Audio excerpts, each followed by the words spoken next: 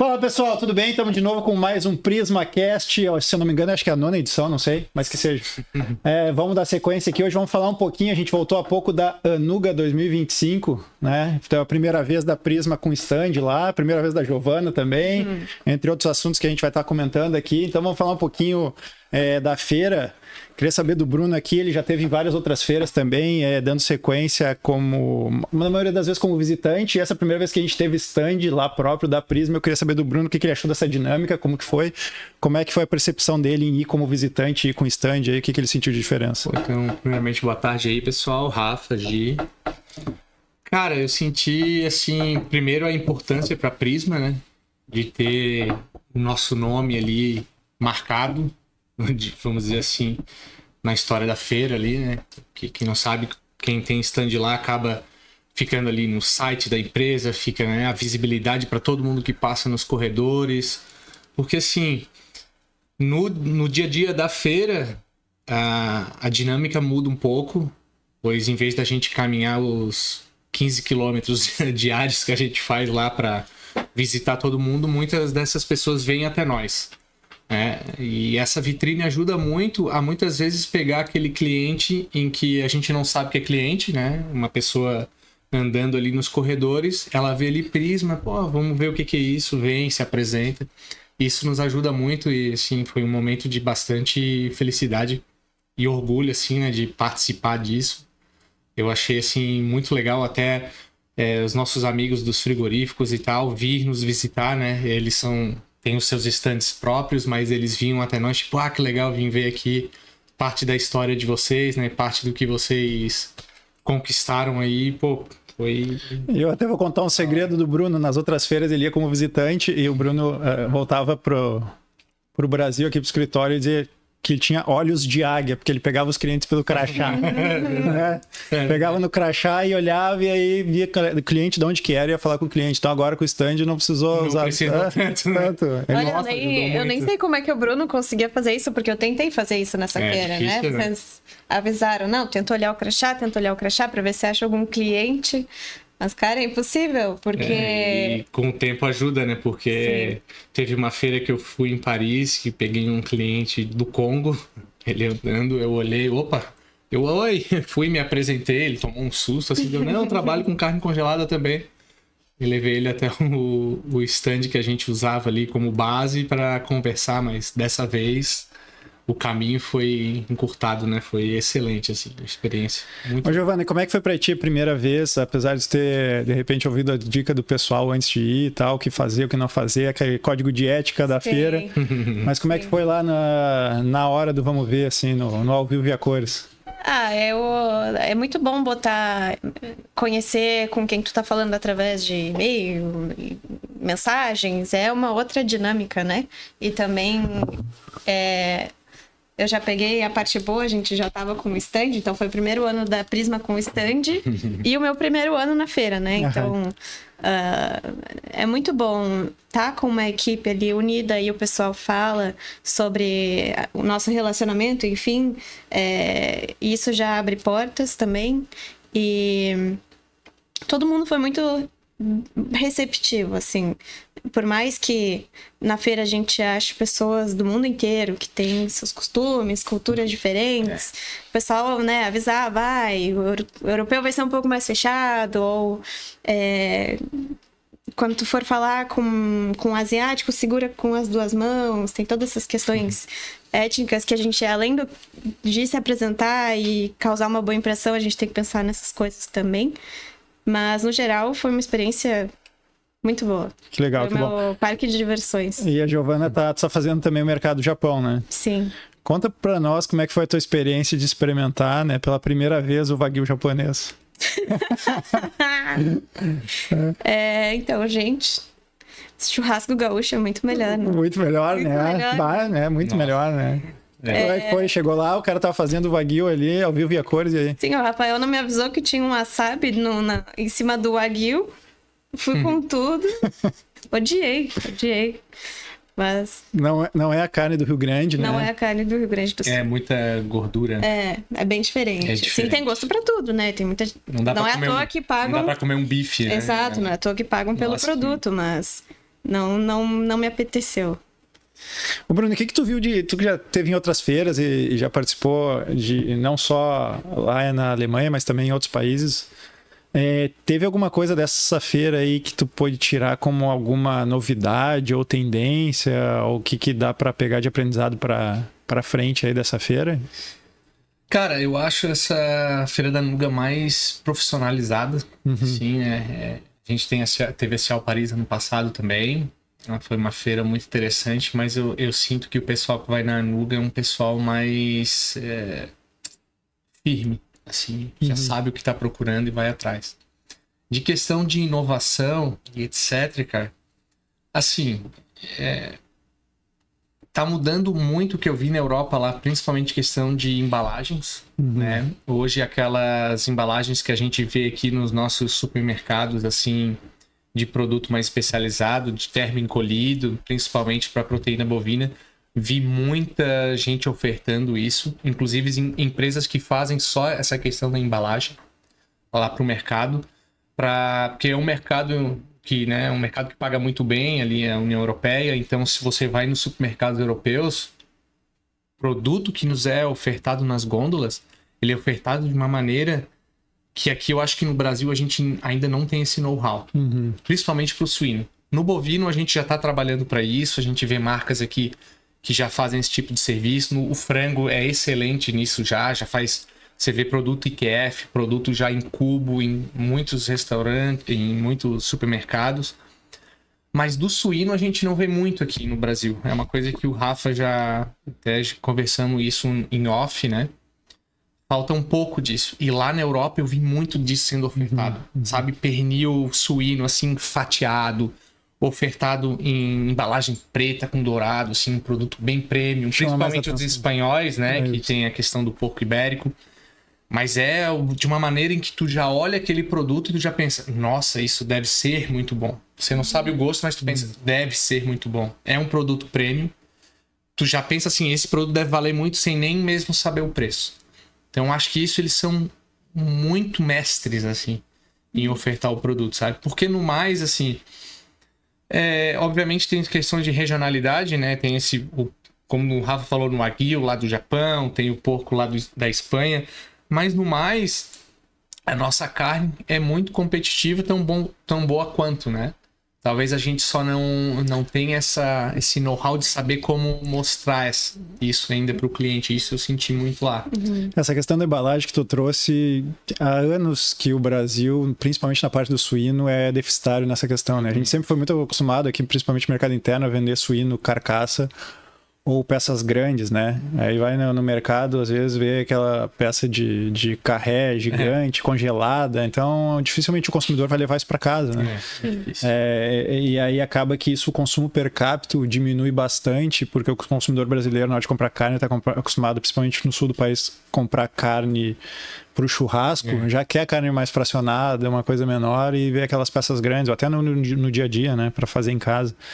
E lá nos Estados Unidos, então, Europa, Estados Unidos, eles estão, acho que uns 15 anos na nossa frente, né? Eu me lembro que 10, 15 anos atrás eu já via na gôndola americana peças fatiadas, suína, em porções pequenas para levar, para fazer na hora, para uma ou duas pessoas, com molho já pronto, barbecue. Eu vi até com Jack Daniels, sabe? Uma série de inovações, assim, que aqui no Brasil, na parte do suíno, ainda não chegou. Então, nós temos ainda um bom campo pela frente para melhorar, porque a gente está muito acostumado a vender a nossa carne suína mais com uma mentalidade de industrializado, de indústria, né? Sim. E a gente conseguiria crescer muito o nosso consumo per capita trazendo esse hábito para dentro do churrasco, né?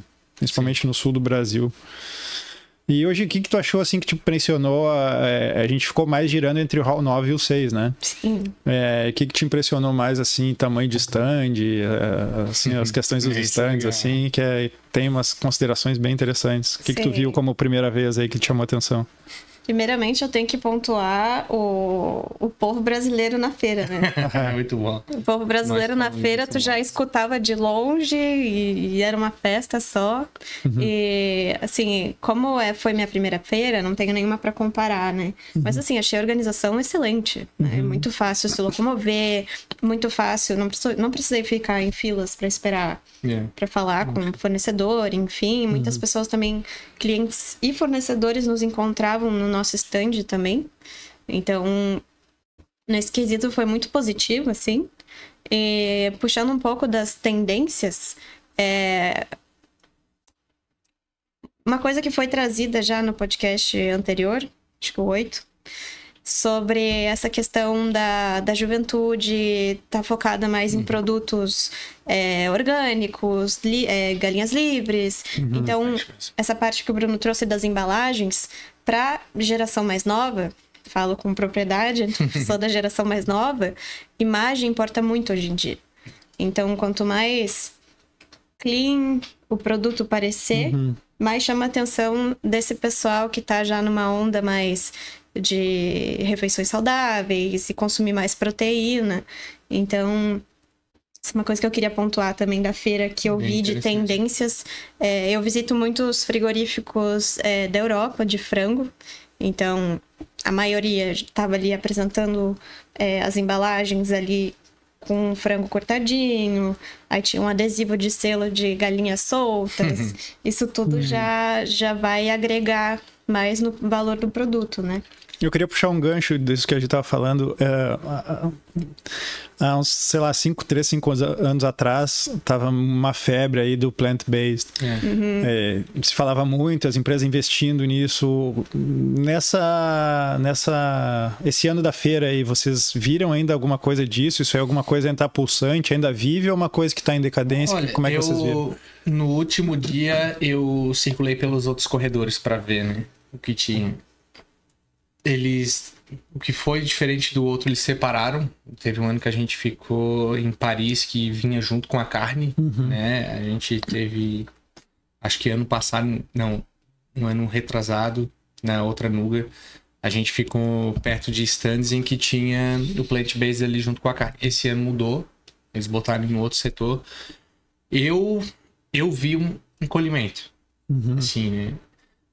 Até tem resistência de alguns países da União Europeia referente a isso, que tem já uma agricultura assim muito, não vou dizer dependente, mas muito forte, junto com o boi, questão da França ali, né? Até a questão dos queijos, a questão da Itália. A Itália também é uma que tem uma resistência muito grande de ingerir produto plant-based, de comer realmente carne do animal, né? E ali também é interessante isso porque a gente vê uma população muçulmana muito grande dentro da Europa. E os muçulmanos não são muito a favor do plant-based. Na própria religião deles tem a questão do sacrifício do animal. Então isso é muito da cultura e religião. Então eu senti que deu uma encolhida. Mas ainda há mercado para isso, né? Eu acho que talvez não é com aquela expressividade que acharam que ia ser. Que agora... vamos, né, reverter toda a produção do animal pro plant-based. Eu acho que isso, na minha opinião, muito difícil de acontecer. A expectativa inicial lá atrás foi muito maior do que a realidade. Maior do que a realidade, exatamente. Porque, assim, o conceito que eles trazem é interessante, né? Porque até o próprio consumidor desse produto, ele tem diversas razões para isso, né? Uma delas é a questão que acredita do animal sofrer e etc, né? Mas viram que não é bem assim. Quem conhece a cadeia de produção sabe como é feita a produção dessa maneira. Todo mundo aqui também não é ingênuo. Todo mundo que come um pedaço de carne em casa sabe como é feito. Só que talvez essa tentativa de troca de agora nenhum animal mais vai sofrer, etc, etc, etc. Vamos criar a partir das plantas, não foi feito da forma que acharam que ia ser, né? Questão do preço. Quem consome esse tipo de produto sabe que o preço para se produzir isso, né? Você fazer um hambúrguer de carne animal, carne bovina, e um hambúrguer industrializado, ele necessita de uma série de aditivos para manter aquilo ali um grau de proteína parecido com o da carne que é natural. E para isso você tem um custo maior. Então você gasta mais fazendo um mesmo produto, né? E que muitas vezes o consumidor, quando tu vai botar na ponta do lápis ali, acaba ficando caro demais para ele. E daí ele acaba voltando para a primeira escolha ali, que daí, de novo, minha opinião, é mais saborosa, é mais barato e é mais natural.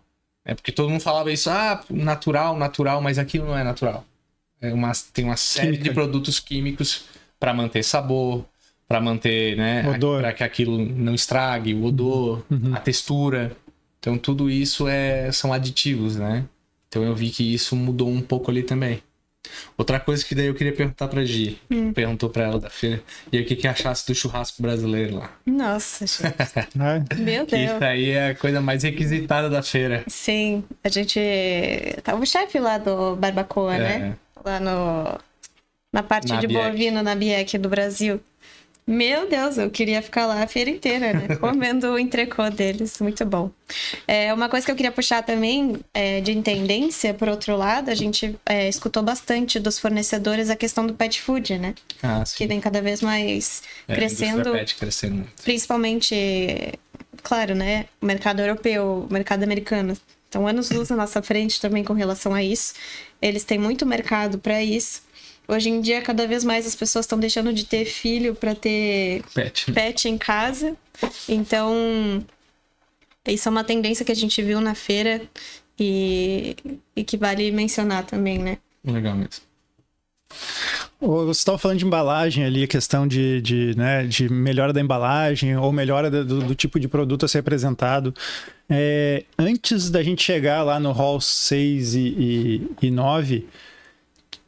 a gente passava por uma ala ali que era meio a parte de tecnologia ou de inovação, né?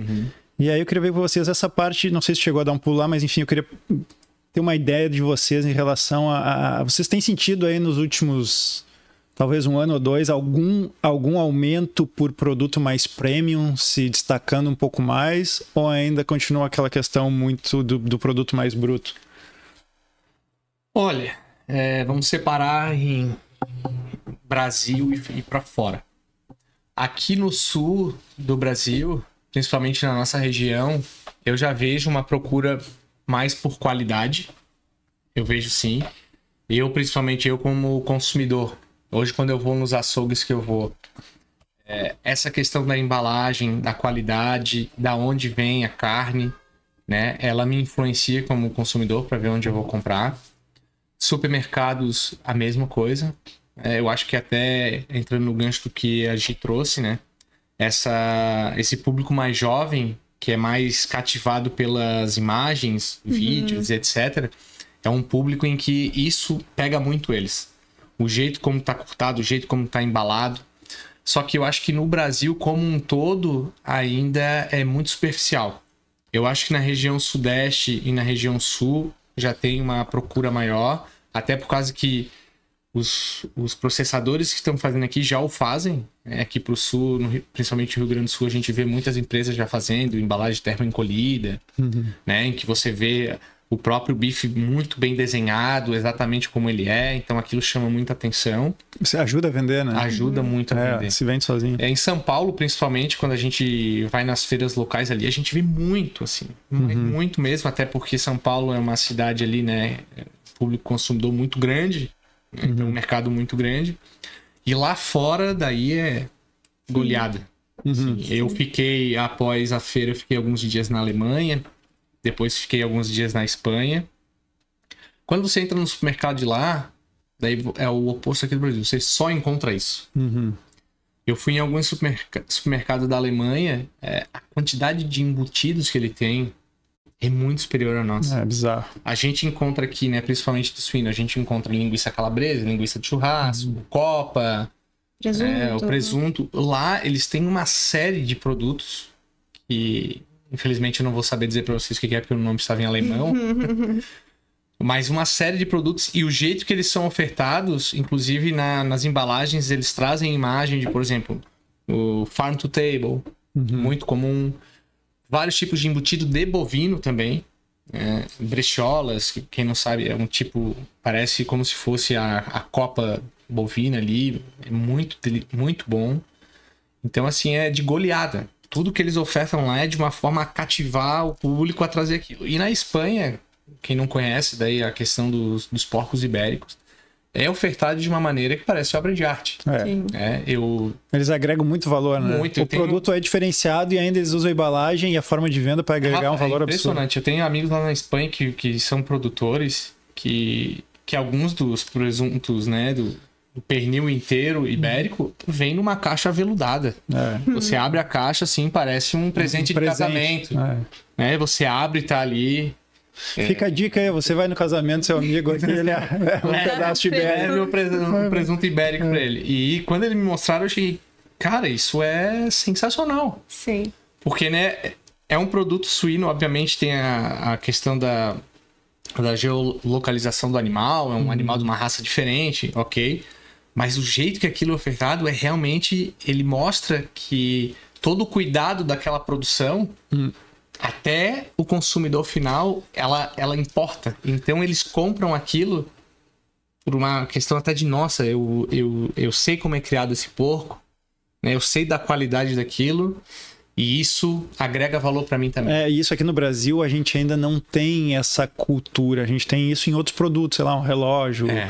ou às vezes até uma camisa, alguma coisa assim, mas na parte de alimentos, a gente o que chega, acho que mais se assemelha talvez seja um pouco nossos vinhos, assim, mas a gente não vê isso muito, principalmente no mercado de carne, zero, né? Então eles têm um cuidado, assim, de transformar aquilo não num pedaço de carne, e sim numa experiência de consumo que transforma aquilo até num presente, né? Pela embalagem, pelo tratamento, né? E isso aí tem um valor agregado inestimável, né? É incomparável tu pegar um pedaço de copa a granel, como a gente tem aqui no Brasil, e o preço e a diferença de produto que eles têm lá, né? Então, são valores. Então, isso cai muito dentro da parte que nós falamos dos produtos premium, né? Que tem como agregar valor. Então, por isso que eu digo que o Brasil ainda, principalmente na parte suína, ainda a gente tem muito a desejar. Na parte bovina, ainda eu vejo isso um pouco já melhor, mas ainda se pegar com o mercado japonês também ainda fica muito para trás, mas ainda estamos dentro das 3 proteínas, ainda estamos um pouquinho melhor, é o do bovino, né? Que nem o Bruno comentou, a gente tem isso no Brasil, só que eles estão em polos, né? Tipo, ali em São Paulo, tu vai achar uma gama de restaurantes que talvez tu encontre esse tipo de apresentação da carne, do jeito de como contar uma história, né? Atrás, que nem do vinho. Qual a raça, onde que ele foi criado, que jeito que eles... Enfim. E hoje em dia, eu vejo cada vez mais uma tendência das pessoas começarem a se importar da onde que vem, que processos foram feitos até chegar no meu prato. Tá muito ligado também com o plant-based, essa cultura, né? E muitos produtos também, girando pela feira, também dei uma voltinha lá, saí um pouco do hall de proteína, com a seguinte frase na embalagem, manufaturado por uma família, criado em um ambiente familiar. E isso, uma frase, agrega muito já. Eu vejo assim, como tu falou, eu acho que muito mais um esforço do produtor em criar um storytelling que agrega valor e que vende, às vezes até do que a procura do consumidor em si. Porque o consumidor, quando ele vê aquilo, ele é o que vai diferenciar dele de escolher o produto A ou B, né?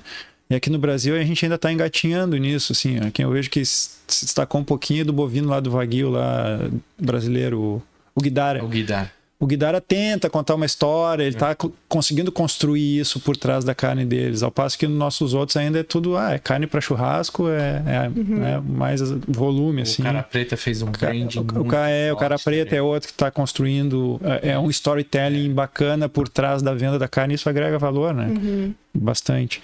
E com relação aos clientes lá, eu percebi, não sei se foi impressão minha, queria que vocês comentassem que tanto Cial quanto Anuga, cada vez eu vejo menos cliente chinês, né? E vejo eles mais em outras feiras, aparecendo em outras feiras. E qual foi a percepção de vocês desse mercado? Ele está encolhendo pelo aumento da produção própria ou são simplesmente os clientes que estão preferindo outras feiras? A dinâmica é um pouquinho diferente, sim. No meu mercado, que é de bovino, né? Hoje é o mercado Pro Brasil, que mais move a proteína bovina é a China ainda. Mas o que eu vejo que acontece é os próprios importadores, a própria importação do produto brasileiro na China está na mão de poucos players lá, né? Então, vamos dizer assim, um cara ali um importador vem e compra 300, 400 containers no mês, o outro também, e ele faz a distribuição nos hubs lá da China, né?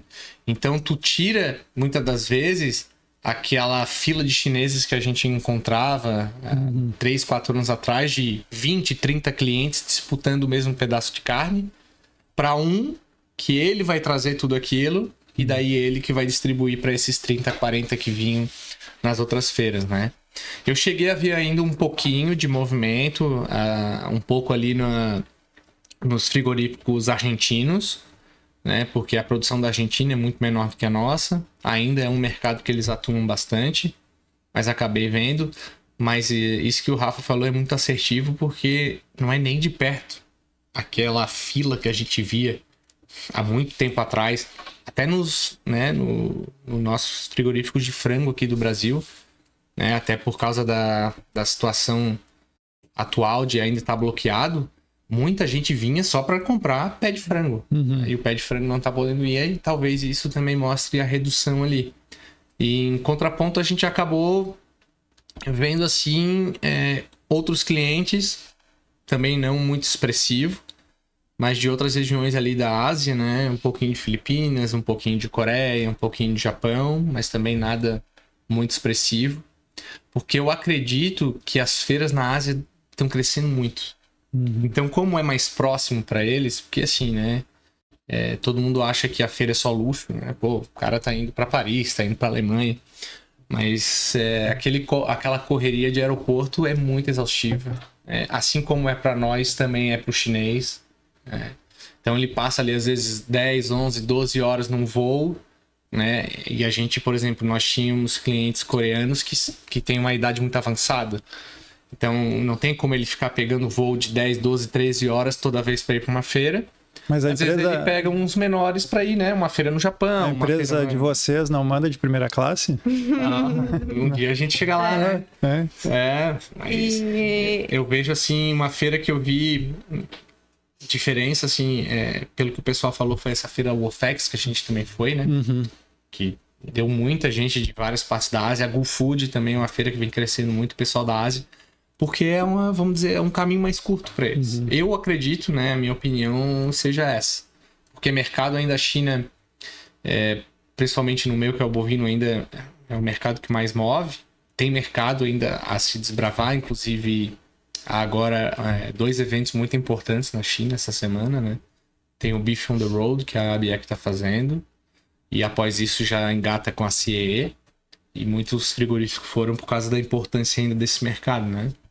Mas, a meu ver, eu acho que é mais essa questão da distância. Sim, e sobre os clientes também, uma coisa que a gente percebeu na Anuga, foram muitos clientes da Europa, né? Então, pela proximidade, pela facilidade deles chegarem lá em 2, 3 horas, facilita muito, né? Então, a gente viu muitas tradings europeias, muitos clientes europeus, fora os fornecedores que estavam lá também, né? E como é que tá essa perspectiva do Japão aí para parte do tanto suíno, outros estados, quanto o bovino aí? O que vocês têm escutado? Pô, Rafa, assim, ó, é o mercado da vez para proteína bovina do Brasil, assim, né? Todo mundo tem expectativas muito grandes, né? Porque o que acontece? O Japão, ele tem uma produção de bovino muito pequena, né? Eles têm uma produção até artesanal. Todo mundo fala do Wagyu, mas eles não produzem em volume igual a gente faz aqui no Brasil, em que todo japonês tem o Wagyu no prato todo dia. Ele é um produto mais, assim, gourmetizado, mais premium, então não é todo mundo no Japão que tem acesso àquilo ali. E hoje é um mercado muito dominado pelos americanos, né? Mas com as recentes questões de produção escassa nos Estados Unidos, também estão sofrendo com isso. Então há essa necessidade de uma alternativa para o japonês. E é um mercado que paga muito bem, é um mercado que consome bem, e tem itens que né? Por exemplo, hoje, o item dos sonhos para o Japão é a língua, né? Hoje a gente vende a língua aí para alguns mercados a $2, $2,5 a tonelada, o Japão paga 11 a 12. E é algo que todo mundo quer fazer, né? Você imagina, você vai ganhar 5, 6 vezes o valor do milho. Vai pagar mais na língua do que no filé mignon. Sim. Então é um mercado muito importante. Ainda não se sabe muito como vai funcionar, né? Como que vai abrir. Tem muitas incertezas. Eu falei com muita gente lá do setor em que acreditam que talvez a região sul vai abrir primeiro. Talvez a região de São Paulo, pela questão da proximidade com a cultura japonesa. Tem muitos imigrantes ali.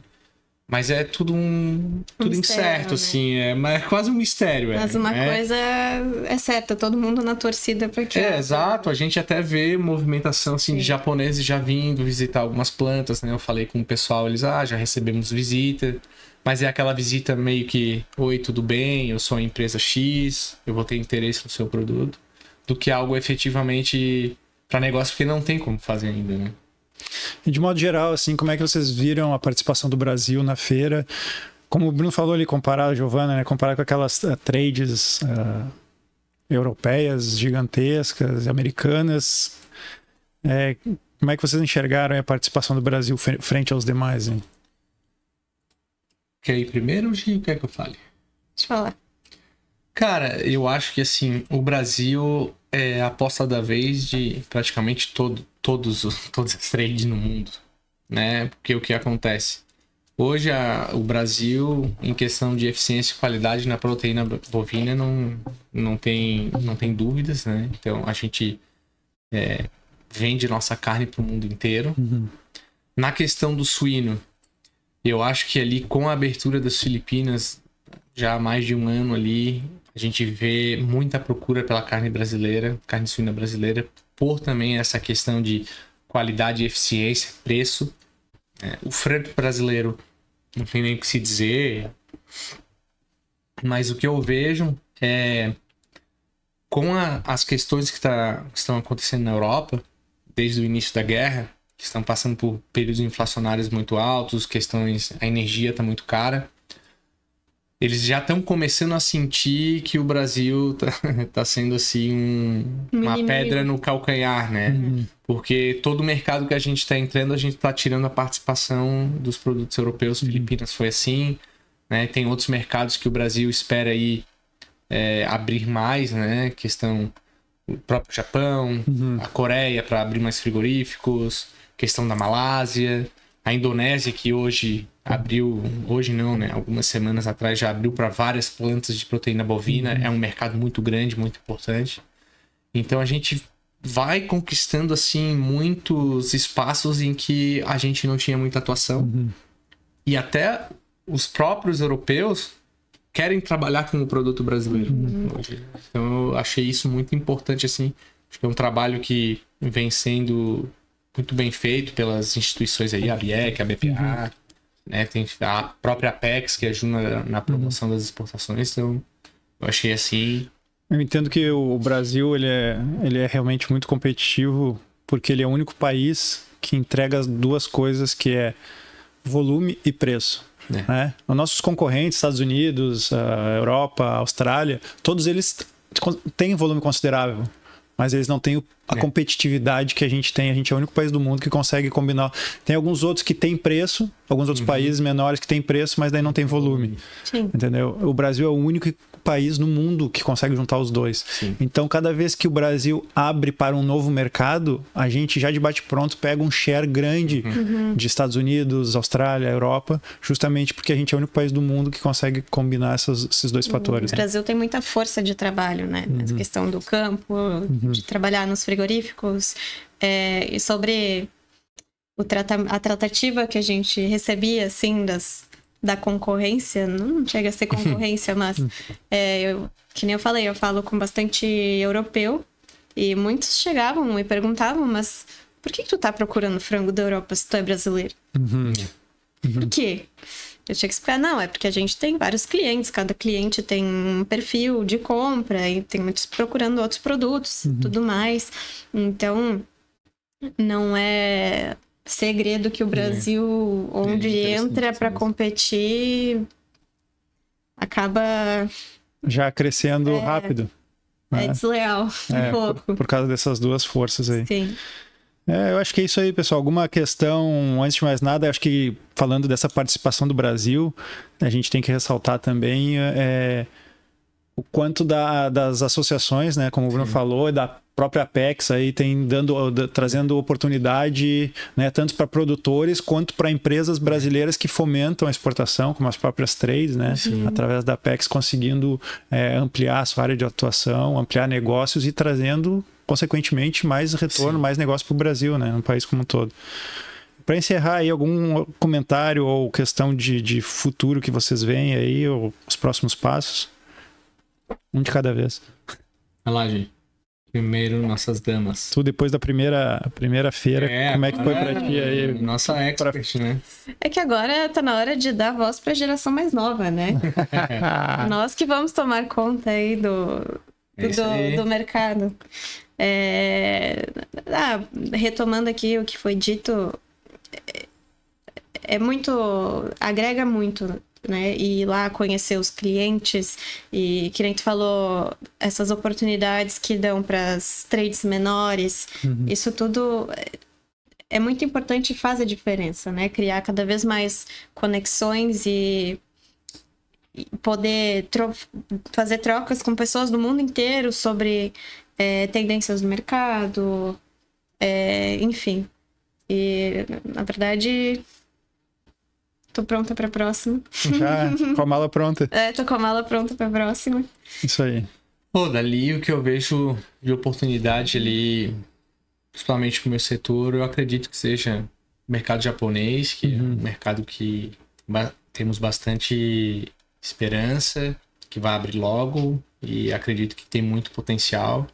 Mercado da Indonésia, que é algo bem novo também, né? Porque eu acredito que a proteína bovina brasileira está muito em alta agora. Então é uma oportunidade muito grande, assim. Acho que o crescimento que teve das exportações esse ano é algo absurdo, se for ver a questão de estatísticas, né? E eu acho que é por aí que a gente tem que continuar fazendo o trabalho que a gente vem fazendo, né? A gente está cada vez assim sendo mais reconhecido pelo nosso trabalho, abrindo mais portas, abrindo mais oportunidades. Então, eu acho que é por aí que a gente tem que... E se reinventar, né? Porque, querendo ou não, o perfil do consumidor, ele tá sempre mudando, né? Então, essa questão do wellness, do bem-estar, a gente observa uma tendência de consumo maior de proteínas, né? Tanto de carnes brancas com menos gordura, quanto a bovina, né? Por ter outros tipos de nutrientes. Então, é interessante a gente estar ligado, né? Nessas mudanças. Então... É isso aí, sensacional. Então é isso aí, pessoal. Vamos encerrando por aqui. Esse foi mais um PrismaCast, no episódio 9. Nós falamos sobre a Anuga 2025, que vai ser dividido em 2 episódios. Nós fomos em 7 pessoas para a feira, é isso? Então também o próximo episódio vai ser sobre a Anuga, dando a possibilidade do resto do pessoal aí conversar um pouquinho sobre a feira, ver o ponto de vista deles, a opinião deles e as vantagens aí que a feira pode trazer para o Brasil. É isso aí, até a próxima. Valeu!